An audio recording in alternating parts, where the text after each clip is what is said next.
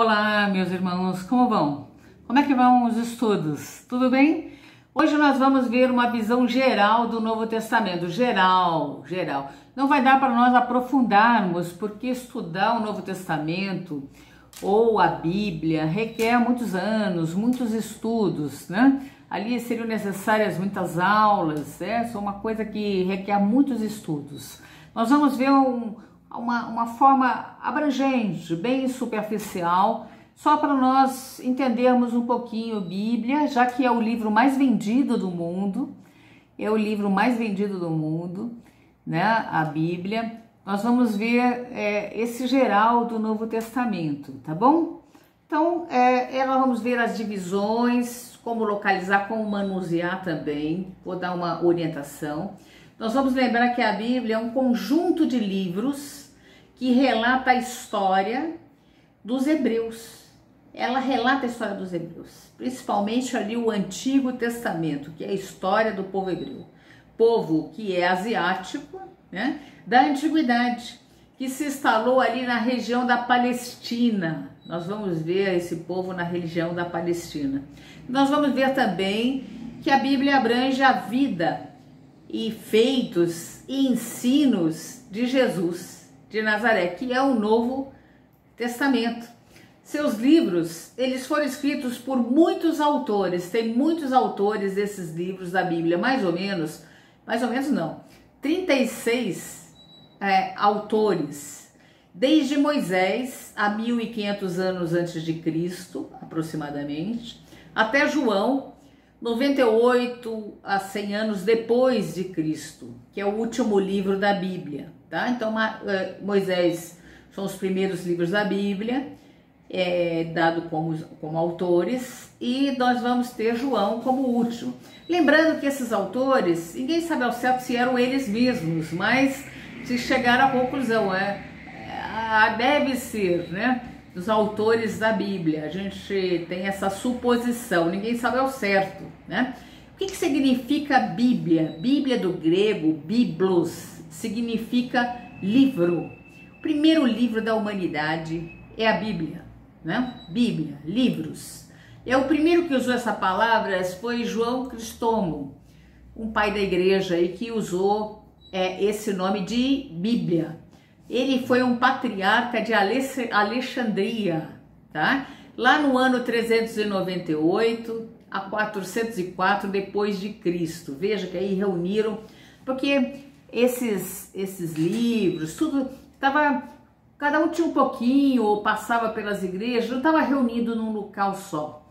Então, ele reuniu isso num livro, né? Biblos, tudo num livro só. Foi bem interessante isso aí, a Bíblia é bem interessante. Mesmo a transformação em versículos e capítulos lá, 1400, 1300, 1400, é que aconteceu isso aí. Que a Bíblia vinha numa linha reta, né? Escrito assim, sem divisões. Veja como facilitou. As pessoas foram facilitando aí depois em versículos e em capítulos. Como ela é dividida, essa Bíblia? Ela é dividida em Antigo ou Velho Testamento e Novo Testamento. Antigo ou Velho Testamento é a história lá do povo hebreu, né, os judeus ali, antiga. E o Novo Testamento é a história de Jesus. Veja, por que às vezes, eu vou falar aqui, por que a gente deve ler a Bíblia, estudar a Bíblia? Porque nós temos Jesus como nosso mestre e guia.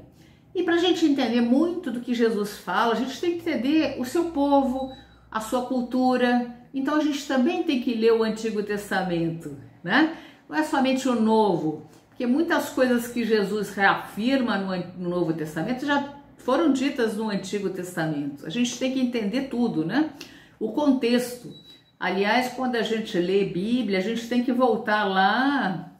Aliás, qualquer livro, né, de época, história, a gente tem que voltar lá naquela época, como é que era o comportamento daquele povo, como é que eles pensavam, como é que Jesus pensava também. Então, lá nós temos o Antigo Testamento e o Novo Testamento, que é a divisão da Bíblia, tá? Em hebraico, o que é testamento? Testamento, ele quer dizer pessoas fazendo um trato político entre tribos, em hebraico, beriti. E em grego, diateque, que pode ser usado no sentido de pacto ou aliança. Em latim, né, que foi traduzido a Bíblia para o latim por São Jerônimo. São Jerônimo é que traduz a Bíblia para o latim, tá? Foi traduzido como testamento, mas a gente melhor seria colocar como pacto e aliança, porque foi exatamente isso, né, que foi feito pelos israelitas com Deus, Jeová, esse pacto, essa aliança entre eles, né? Nós vamos ver também que Velho Testamento ele é constituído de livros que foram escritos antes da vinda de Jesus, tá? O Velho Testamento narra a história, então, desse povo com esse pacto com Jeová, entre esse povo israelita, que e seguiu lá o cumprimento dele, né? Os profetas e os reis. É muito bonito esse livro do Antigo Testamento, é lindo, né? Um livro muito lindo. É a história, então a religião, as instituições, os costumes dos hebreus. E ele foi escrito em hebraico, o Antigo Testamento, tá? O Novo Testamento, com a vida de Jesus, né? Através dele é como se estivesse acontecendo um novo pacto. Lembra lá, nós já estudamos Moisés e Jesus, como é que era o Deus de Moisés, como é que é o Deus de Jesus, a mudança, esse novo pacto formado com Deus. Agora não apenas com o povo hebreu, mas com toda a humanidade. Lembra disso? Jesus traz para toda a humanidade. Jesus, ele falava aramaico, tá? Não era hebraico, era aramaico. Mas ele nada escreveu e foram os seus discípulos depois que escreveram e fizeram em grego, com exceção de Mateus, que escreve os textos em aramaico, tá? Então, nós vamos ver que os textos estão em grego. Tem muitos estudiosos que vão estudar grego, né? Grego instrumental, hebraico instrumental, para poder estudar aí a Bíblia. Estudiosos da Bíblia estudam as línguas originais para pegar perfeitamente o que foi dito, porque a gente sabe que existem milhares e milhares de Bíblias. Eu, particularmente, fui ali na Bienal do Livro aqui em São Paulo, tinha um estande de Bíblia imenso, muito tipo de Bíblia de tudo quanto era lugar, né? Muitas Bíblias. Mas a gente tem que pegar uma Bíblia mais fidedigna na sua tradução, que cada um, quando faz a tradução, puxa a sardinha para o seu lado, né? Esse termo é antigo, né? Puxa a sardinha para o seu lado. Olha, eu vou puxar para cá. Tem Bíblias até que citam o Espiritismo e Espírita. Como é que é possível isso, se o Espiritismo é de 1857, que você já sabe? Como é que pode estar citado na Bíblia isso? Tá vendo? Então isso aí são as Bíblias com as suas traduções e aí, puxa, a gente tem que buscar Bíblias fidedignas. Uma Bíblia que eu recomendo, eu gosto, eu tenho várias, né? Tenho várias Bíblias aqui, porque eu gosto muito de Bíblia, né? Mas uma Bíblia que eu recomendo é a Bíblia de Jerusalém. É uma Bíblia católica de Jerusalém com 73 livros, nós vamos ver daqui a pouco, tá? É uma Bíblia mais fidedigna, tá bom? Então, aí você pode perguntar assim, mas Teresa, tem Bíblia espírita? Não, nós não temos Bíblia espírita, tá? Nós estudamos as Bíblias católica e as Bíblias protestantes. Bíblias protestantes tem 66 livros, católica tem 73, nós estudamos as Bíblias. Porque o que interessa para nós, espírita, essencialmente, é o ensino moral do Cristo, que está ali no Novo Testamento. E as duas Bíblias, tanto a protestante quanto a católica, tem lá o número correto de livros, 27 livros para as duas Bíblias, tá? Então, nós vamos ver que nós não temos uma Bíblia espírita, não tem isso. Tá? Existe a Bíblia católica, protestante, nós vamos estudar essas Bíblias aí, tá? Jesus, então, como nós vimos, ele nada escreveu, tá? Foram escritos para os seus discípulos. O Novo Testamento, ele conta a história do advento de Jesus Cristo, da repercussão que causou ali na Palestina. Fazem a biografia terrena de Jesus, relatando seus principais feitos, ensinos, vivência de Jesus ali, bem como seus primeiros e mais diretos seguidores, lá em Atos dos Apóstolos. a Bíblia relatar o que eles fizeram, tá? E as cartas, né? Nós vamos ver isso mais para frente, as cartas também estão ali na Bíblia. E por que a gente deve estudar? Ah, Tereza, você está me dando mais uma coisa para estudar a Bíblia? A gente tem que estudar, né? O estudo da Bíblia é importante porque todos nós somos cristãos, mesmo os espíritas, nós somos cristãos, acreditamos no Cristo. Cristão nesse sentido de acreditar no Cristo, né? Acreditamos muito em Jesus.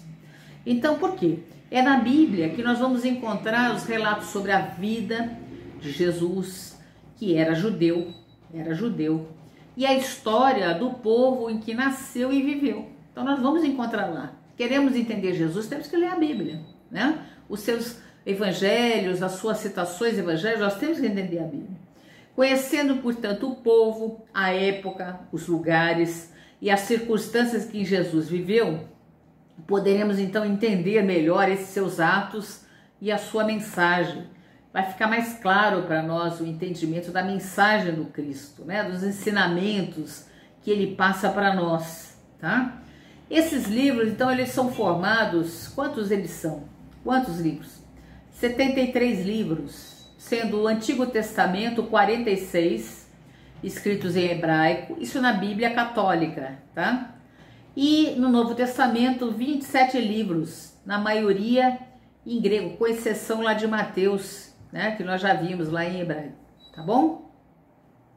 Então nós vamos ver que tem a católica, nós vamos ter 46 livros, Antigo Testamento, 27, Novo Testamento, totalizando 73. Lá os judeus também tem, mas eles têm 39 livros do Antigo Testamento. Eles não acreditam no Novo Testamento, né? Jesus para eles é mais um profeta, não é o Messias. Então para eles não tá lá o Novo Testamento, tá certo?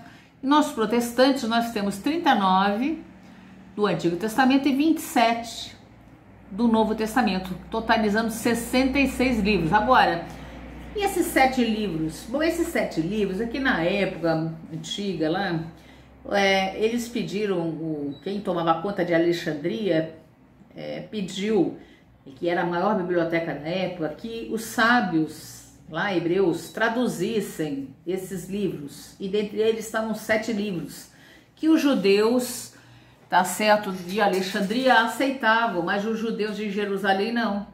E foram traduzidos esses livros, esses 7 livros, que para os judeus não foram colocados depois de um concílio que eles tiveram mais para frente lá, um concílio, e não colocaram esses 7 livros nos livros dele, tá? Mas esses 7 livros a Igreja Católica aceitou no seu cânon e colocou então na Bíblia Católica, tá? São os 70 sábios, por isso chama Septuaginta, os 70 sábios de Alexandria, que traduziram em poucos dias, 70 dias, se eu não me engano, acho que é isso, a Bíblia toda, tá? Traduziram para eles lá a Bíblia, para o grego. Então, a Igreja Católica, 73 livros, e ela é inspirada por Deus, a Bíblia. E nós temos livros apócrifos. O que são livros apócrifos? São livros contemporâneos desses livros que foram colocados na Bíblia, né? Porque eles usavam isso quando eles faziam lá os seus cultos, né? E aí eles pegaram os livros que achavam mais importantes. Como é que eles escolheram? Escolheram que eram os livros mais importantes que eles usavam ali. Alguns livros eles falaram, não, esses livros não tem nada a ver, esses livros nós não queremos. Foi assim mais ou menos que eles escolheram, né? Não tinha um critério, quem era o uso, não era muito com a igreja, não tinha nada a ver com a igreja, então tiraram fora. Então esses são chamados apócrifos. Mas tem muitos livros interessantes, por exemplo, o Evangelho de Tomé, de Maria Madalena, tem outros. Aí você fala, mas Tereza, eu também tenho que ler? Se for ler também é legal, ler esses livros apócrifos, né? Conta algumas outras coisas, alguma outra história, mas eles não o consideram, tá? Quem não considera? A Igreja Católica, tá? Então nós vamos ver que numa cidade chamada Nag Hammadi, lá no Egito, foram encontrados alguns códices gnósticos, tá? Entre eles esse de São Tomé, Também encontraram, por exemplo, a República de Platão, que é o livro de Platão, o filósofo. Também no meio disso, acham que quem encontrou, um camponês estava andando lá, encontrou um jarro. Dentro desse jarro, lá no meio do deserto, tinha esses pergaminhos em volta, né? Segurando esses pergaminhos que eles acham, e tinha mais de 1000 anos, foi encontrado em 1948, 1000 anos depois, né? Que eles, quando Alexandria, o bispo de Alexandria disse, não, nós não queremos mais esses tipos de livro, vamos queimar todas, alguns monges ali perto dessa localidade de Nag Hammadi, guardaram, enterraram esses livros para preservar. Acham isso, né, que aconteceu isso. Então nós achamos esses livros, e é um valor histórico imenso, está lá no Egito, guardado. Tem também os manuscritos do Mar Morto, que foram encontrados próximo ao Mar Morto, numa caverna. Pastores estavam passando ali com as suas ovelhas, tal, e entrou uma ovelha ali dentro da caverna, ele foi ver, encontraram também vasos dentro, cheio de manuscritos dos essênios. Essênios é uma seita lá dos judeus, tá? Que era uma seita, se afastou lá do grupo, era uma seita mais... afastou dos outros grupos, né? Do convívio. Foram viver afastados na sua pureza. Vamos dizer assim, uma pureza doutrinária, entre aspas, vou dizer isso aí, mas não é bem isso, né? Na sua pureza, como é que eles deviam se relacionar ali. Eram os essênios, acharam isso aí. Esses livros vieram para o Brasil, né? Os manuscritos do Mar Morto, há um tempo atrás, um tempo não, já faz algum tempo, né? E vieram aqui para o Brasil para a gente conhecer. E lá em Israel, ele está num grande museu, ar-condicionado lá com uma temperatura para não degradar os manuscritos, estão lá com todos os apetrechos dos essênios, é muito lindo esse museu. Recomendo, um dia que você for para Israel, conhecer o museu aí do manuscrito do Mar Morto, tá? Recomendo aí esse conhecimento. Nós vamos ver na próxima aula o Novo Testamento, tá? Essa aula nós vamos parar por aqui, vamos digeri-la, vamos estudar um pouquinho, vamos refletir sobre ela, tá certo? Vamos refletir. E bons estudos para vocês, que Deus esteja conosco sempre, Jesus dentro do nosso coração. Bons estudos, gente.